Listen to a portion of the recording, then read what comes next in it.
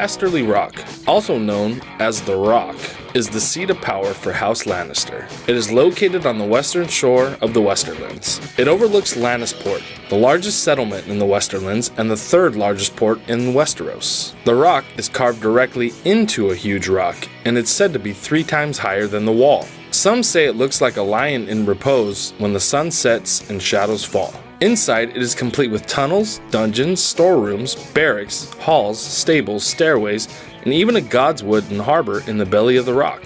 How Casterly Rock came into possession of the Lannisters is somewhat of an intriguing story. Thousands of years ago, the rock was built and occupied by House Casterly, who were the richest in all of Westeros due to their silver and gold mines. One day, Lan the Clever is said to have tricked the Casterlys out of the rock and all their titles.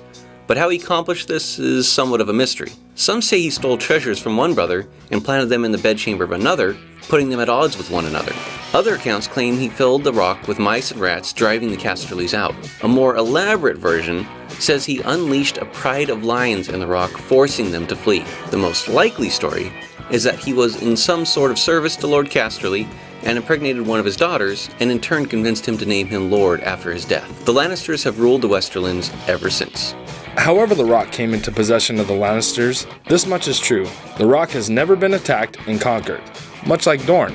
When Aegon and his sisters were conquering Westeros, King Lorne Lannister, aka Lorne the Last, rode out and fought the dragons in the field of battle. Bad idea. His men, of course, were torched. He bent the knee and stood as a lord, not a king. Visenya Targaryen would later say she was glad he rode out to fight them, as she felt neither man nor dragonfire could penetrate the rock. To date, we haven't seen Casterly Rock on Game of Thrones, but I certainly hope we do soon.